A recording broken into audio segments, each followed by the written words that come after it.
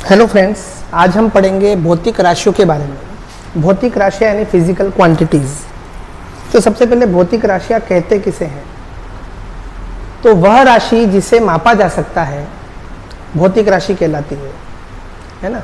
The quantity which can be measured, जिसे measure किया जा सकता है, जिसे मापा जा सकता है ना। जैसे लंबाई है, लंबाई को मापा जा सकता है सेंटीमीटर में, मीटर में, किलोमीटर में, यहाँ तक कि लाइट ईयर में दूरी को, है ना। द्रव्यमान को मापा जा सकता है ग्राम में, किलोग्राम में, पाउंड में, सेर में, है ना। चाहे उसका मात्रक कोई भी हो, यूनिट कोई भी हो, चाहे ग्राम में मापो, लेकिन जिसे मापा जा सकता है। समय को आप माप सकते हैं सेकंड में, वर्ष में, मिनट में, ठीक है ना, मिली सेकंड, नैनो सेकंड। इसके अलावा भी बहुत सारी ऐसी राशियां हैं, जैसे बल है, फोर्स है, वर्क है, एनर्जी है, एक्सेलरेशन यानी त्वरण है ना, संवेग है। तो जितनी भी राशियां हैं जो आप आगे और भी पढ़ेंगे साइंस के अंदर, आवृत्ति है, फ्रीक्वेंसी, तो ऐसी बहुत सी राशियां हैं। जिस भी राशि को हम माप सकते हैं, उसके कुछ आंकड़े हम इकट्ठे कर सकते हैं, वह कहलाती है भौतिक राशि, फिजिकल क्वांटिटी। ठीक है। अब किसी भी राशि को हम मापते हैं तो उसके दो भाग होते हैं, यानी किसी भी भौतिक राशि के दो भाग होते हैं। जब हम उसको मापते हैं तो उसके दो भाग होते हैं। एक तो होता है उसका परिमाण और दूसरा होता है उसकी इकाई, है ना। अब परिमाण का मतलब होता है न्यूमेरिकल वैल्यू। क्या होता है? Numerical value. और इकाई का मतलब होता है यूनिट। फॉर एग्जाम्पल, आपने किसी वस्तु का द्रव्यमान मापा और वो था 4.5 किलोग्राम। आपको क्या मिला? 4.5 किलोग्राम।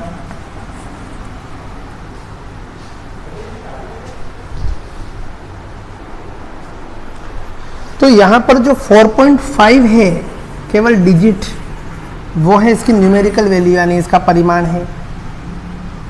और ये जो पीछे हम किलोग्राम लिख रहे हैं, जो कि इसकी इकाई है, वो है इसकी यूनिट। तो किसी भी भौतिक राशि के दो भाग होते हैं जब हम उसको मापते हैं। एक तो उसका अंकिक मान होता है और एक उसकी यूनिट होती है जो पीछे लगती है। उससे हमको पता लगता है कि हमने क्या मापा। सपोज ये किलोग्राम नहीं हो तो आप कैसे पता लगाएंगे? 4.5 क्या है? 4.5 मीटर, 4.5 सेकंड, 4.5 किलोग्राम या क्या, है ना। तो आप कुल मिलाकर के ये है कि यूनिट जब तक नहीं लगेगी, हमको ये पता नहीं लगेगा कि हम किस राशि को माप रहे हैं, है ना। और आगे जब तक न्यूमेरिकल वैल्यू नहीं होगी तब तक हम ये नहीं बता सकते हैं कि जिस राशि को हम माप रहे हैं वो कितनी है, कम है, ज़्यादा है, मीडियम है, कैसे है, ठीक है ना। तो किसी भी फिजिकल क्वांटिटी कौन सी? जिसे मापा जा सकता है। और हर फिजिकल क्वांटिटी के दो भाग होते हैं। एक तो उसकी न्यूमेरिकल वैल्यू होती है और एक उसकी यूनिट होती है, ठीक है। फॉर एग्जांपल, जैसे कि मैंने कहा आपको, फिजिकल क्वांटिटी है लंबाई, ठीक है। अब लंबाई है तो लंबाई एक क्या है, या लेंथ क्या है? एक फिजिकल क्वांटिटी है, ठीक है। अब इस फिजिकल क्वांटिटी को मापने के बहुत से तरीके हैं। इसको मीटर में भी मापा जा सकता है, इसको किलोमीटर में भी मापा जा सकता है, इसको गज में भी मापा जा सकता है, इसको फुट में भी मापा जा सकता है। तो यूनिट तो बहुत सारी हो सकती है, अलग अलग देशों में अलग अलग यूनिट यूज की जाती है, लेकिन फिजिकल क्वांटिटी वही रहेगी, है ना। लेंथ की यूनिट बहुत सारी हो सकती है और उस एक यूनिट को हम दूसरी यूनिट में बदल भी सकते हैं, है ना। कहीं पर आप जाओगे तो आप प्लॉट लेने जाओगे तो वहां पर आपको स्क्वायर फीट में प्लॉट देखना पड़ेगा, लेकिन आप किसी दूसरी जगह जाओगे तो वहां पर स्क्वायर फुट नहीं, स्क्वायर मीटर चलता है, कहीं हेक्टेयर चलता है। तो आप एक यूनिट है, सभी क्षेत्रफल के मात्रक है, जितने भी, चाहे हेक्टेयर हो, स्क्वायर हेक्टेयर हो, या चाहे कितने हेक्टेयर भूमि है कहते हैं ना। और एक चाहे आप लो स्क्वायर मीटर लो, स्क्वायर फीट लो, कुछ भी लो, ये सारे किसके मात्रक हैं? किसकी यूनिट है? सारी एरिया की। सभी क्षेत्रफल को मापने की इकाइयां हैं। लेकिन भौतिक राशि कौन सी है? भौतिक राशि क्षेत्रफल है। ठीक है। तो किसी भी भौतिक राशि किसे कहते हैं? जिसे मापा जा सकता है। और उसके कितने भाग होते हैं? 2 भाग होते हैं। एक होती है न्यूमेरिकल वैल्यू और दूसरा होता है उसका मात्रक या उसकी यूनिट।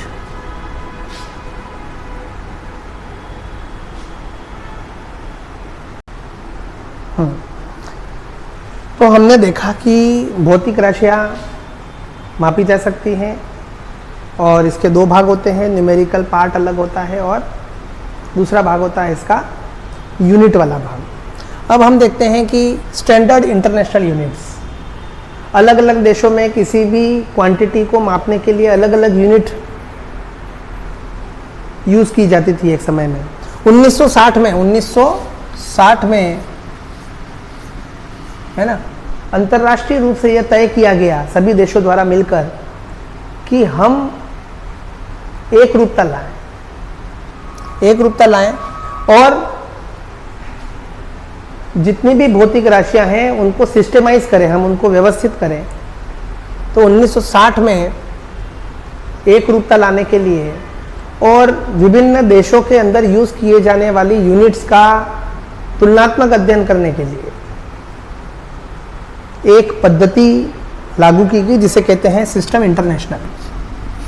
इसे कहते हैं एसआई पद्धति।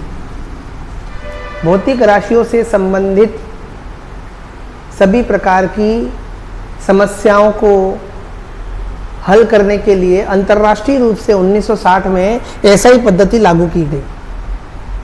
इस एसआई पद्धति के अंदर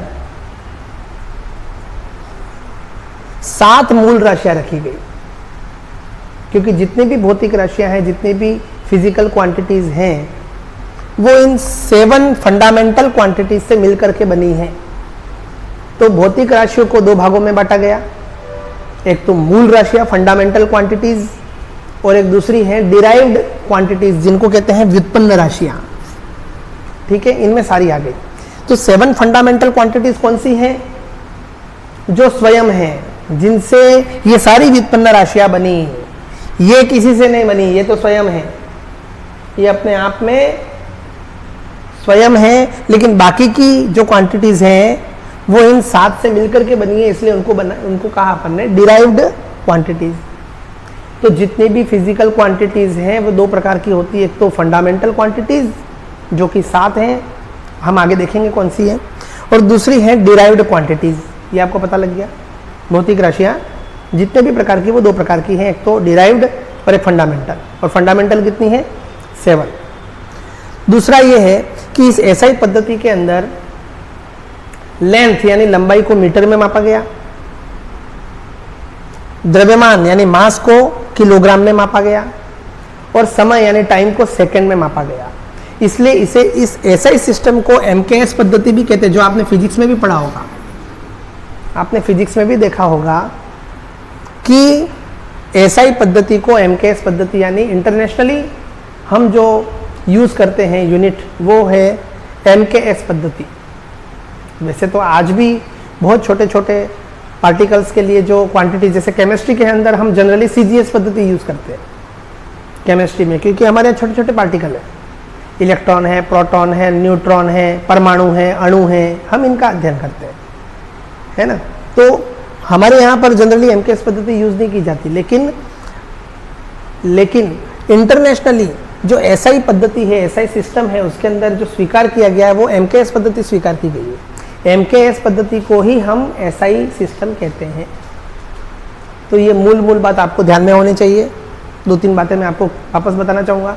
भौतिक राशि वह है जिसे मापा जा सकता है। इसके 2 भाग होते हैं। इसको मापने पर जो हमको परिणाम प्राप्त होता है उसके 2 भाग होते हैं। एक तो आंकिक मान जिसे परिमाण कहते हैं या न्यूमेरिकल वैल्यू कहते हैं, दूसरा है इसकी यूनिट, मात्रक। ठीक है। उसके बाद अंतर्राष्ट्रीय रूप से सभी भौतिक राशियों को व्यवस्थित करने के लिए एक पद्धति विकसित की गई जिसे कहते हैं एसआई पद्धति। एसआई पद्धति एमकेएस पद्धति, एसआई पद्धति के रूप में एमकेएस सिस्टम को स्वीकार किया गया और इंटरनेशनली ये तय किया गया कि सभी भौतिक राशियां 2 प्रकार की होती है। एक तो मूल राशियां जिन्हें कहा गया फंडामेंटल क्वांटिटीज, और एक इनसे मिलकर के आपस में बनती है, उनको कहा गया डिराइव्ड क्वांटिटीज। ठीक है, तो यहां तक आपको समझ में आ गया हो तो मैं आगे चले।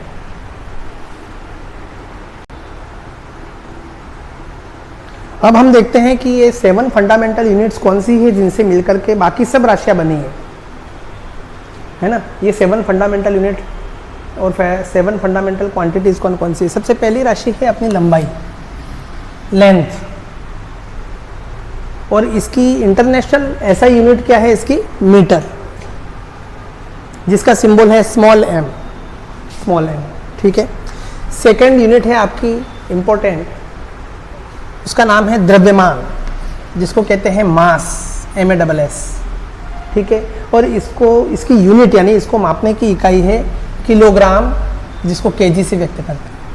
ऐसा नहीं कि इसे और यूनिट में मापा नहीं जाता, मापा जाता है, लेकिन इंटरनेशनली SI यूनिट बात कर रहा हूँ। ये जो हम पढ़ रहे हैं वो क्या है, ये SI यूनिट है, SI यूनिट, जो अंतरराष्ट्रीय रूप से जो पद्धति SI पद्धति स्वीकार की गई है वो यूनिट है। आज भी किलोग्राम के अलावा भी बहुत से यूज़ किए जा रहे हैं, कोई दिक्कत नहीं है, लेकिन हमारी एजुकेशन के लिए और हमारे सिस्टमेटिक हमको पढ़ने के लिए कोई एक मेथड हमको लेना पड़ेगा, तो उसमें जो SI मेथड है उस हिसाब से इसकी यूनिट किलोग्राम है, ठीक है। तीसरा जो है समय को बोलते हैं टाइम, इसकी SI यूनिट है सेकंड, इसको सेकंड में मापते हैं और स्मॉल s से प्रदर्शित करते हैं, स्मॉल s, ठीक। चौथी यूनिट है आपकी विद्युत धारा, जिसे कहते हैं इलेक्ट्रिक करंट। इलेक्ट्रिक करंट को एम्पियर में मापते हैं और इसे डिनोट करते हैं कैपिटल A से। पांचवी यूनिट है आपकी तापमान, टेम्परेचर की भी बहुत सारी स्केल हैं। आप डॉक्टर के पास जाते हैं तो फ़ारेनहाइट में मापता है, आपको मौसम की सूचना देते हैं तो डिग्री सेल्सियस में बताते हैं, लेकिन SI यूनिट इसकी कौन सी तय की गई है, केल्विन स्केल। टेम्परेचर की बहुत सारी स्केल है, उसमें केल्विन स्केल को हमने चूज किया है, किसमें, SI पद्धति में। तो SI पद्धति में इसका मात्रक क्या है, केल्विन, जिसे कैपिटल K से हम प्रदर्शित करते हैं। छठी यूनिट है आपकी पदार्थ की मात्रा, amount of the substance. Amount of the substance को हम शो करते हैं मोल से, और ये आगे आपके इस चैप्टर में आने वाला बहुत ही इंपॉर्टेंट टॉपिक है मोल, है ना, वो हम आगे देखेंगे। अभी तो आप केवल इतनी सी जानकारी रखिए कि अमाउंट ऑफ द सब्सटेंस की को SI पद्धति में मोल से मापते हैं, और जिसको MOL, स्मॉल m में ध्यान रखना होगा। और अंतिम सातवीं आपकी फिजिकल क्वांटिटी है, जो फंडामेंटल क्वांटिटी है, उसका नाम है प्रकाशीय तीव्रता, intensity of light. Intensity of light को कैंडेला में मापते हैं और इसका सिंबल है CD, capital C, small d। तो ये 7 फंडामेंटल यूनिट्स आप याद रखिए, इन्हीं से मिलकर के बाकी सब सारी की सारी डिराइव्ड यूनिट्स यानी व्युत्पन्न राशियां बनी हैं। अब व्युत्पन्न राशियां वैसे तो बहुत सारी हैं, लेकिन कुछ महत्वपूर्ण व्युत्पन्न राशियां हम देखते हैं जो कि आपके फिजिक्स में और केमिस्ट्री में कई जगह काम में आती हैं।